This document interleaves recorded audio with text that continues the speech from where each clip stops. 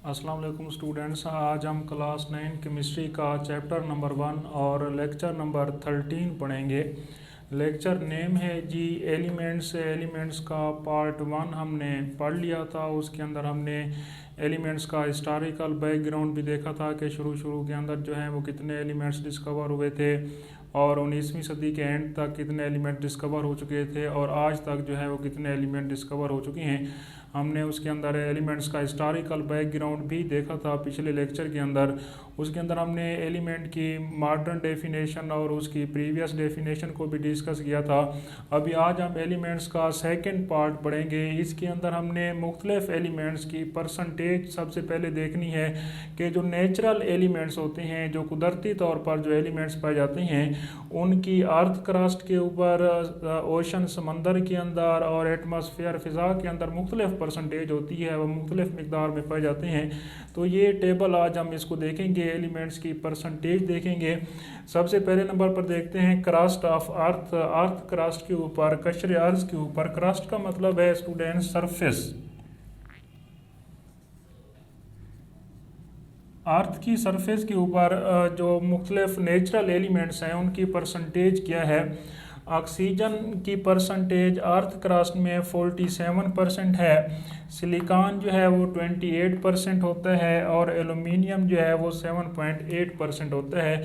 ये कुछ natural elements जो उनकी परसेंटेज हो गई ज़मीन की सरफेस के ऊपर। फिर समंदर के अंदर, ओशन में एक ऑक्सीजन एलिमेंट की परसेंटेज आप लोगों ने याद रखनी है। ऑक्सीजन की परसेंटेज 86% होती है।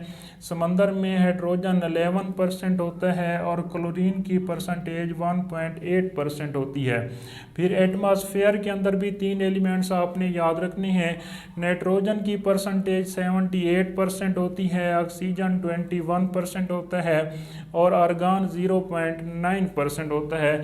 स्टूडेंट्स, ये टेबल MCQs के लिए इंपॉर्टेंट है। इस टेबल में से ऑब्जेक्टिव बनते हैं, तो ऑब्जेक्टिव के लिए आप लोगों को ये टेबल जो है वो लाजमी याद करनी होगी। कोई भी ऑब्जेक्टिव इसमें आ सकता है।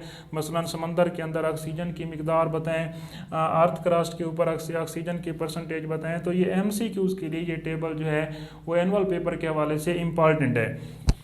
फिर उसके बाद स्टूडेंट्स, कुछ एलिमेंट्स जो हैं वो सॉलिड हालत में पाए जाते हैं और कुछ एलिमेंट्स लिक्विड हालत में पाए जाते हैं और कुछ जो हैं वो गैस की हालत में पाए जाते हैं। तो इनकी एग्जांपल्स देख लेते हैं कि कौन से एलिमेंट जो हैं वो सॉलिड हालत में मौजूद हैं, ठोस हालत में पाए जाते हैं। एक सोडियम है, सोडियम सॉलिड हालत में होता है जिसका सिंबल Na होता है। दूसरा एलिमेंट जो सॉलिड हालत में पाया जाता है जो कि ठोस हालत में होता है वो कापर है, कापर का सिंबल Cu है। तीसरा एलिमेंट जो कि ठोस हालत में पाया जाता है उसकी एक एग्जांपल जिंक है, जिंक का सिंबल Zn है। इनके सिंबल भी आप लोगों ने याद रखने हैं। एक और एलिमेंट जो कि सॉलिड हालत में पाया जाता है वो गोल्ड है जिसका सिंबल Au है। ज़्यादातर एलिमेंट्स जो हैं वो सॉलिड हालत में पाए जाते हैं। यहाँ पर सिर्फ चंद एक आपने याद रखने हैं, वैसे तो बहुत सारे एलिमेंट्स हैं जो कि सॉलिड हालत में पाए जाते हैं। फिर उसके बाद स्टूडेंट्स, कुछ एलिमेंट्स ऐसे होते हैं जो कि माय हालत में मौजूद होते हैं, लिक्विड हालत में पाए जाते हैं।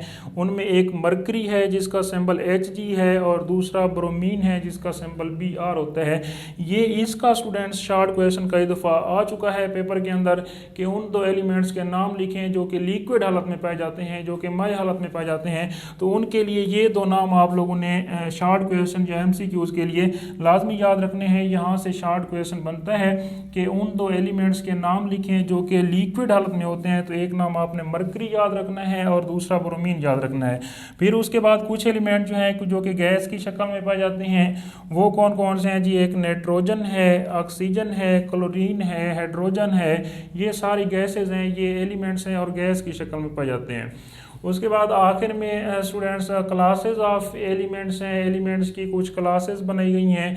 3 क्लासेस हैं एलिमेंट्स की। कुछ एलिमेंट्स जो हैं वो मेटल्स होते हैं, कुछ नॉन मेटल्स होती हैं और कुछ मेटलाइड्स होते हैं। ये एलिमेंट्स की 3 क्लासेस आप लोगों ने याद रखनी है।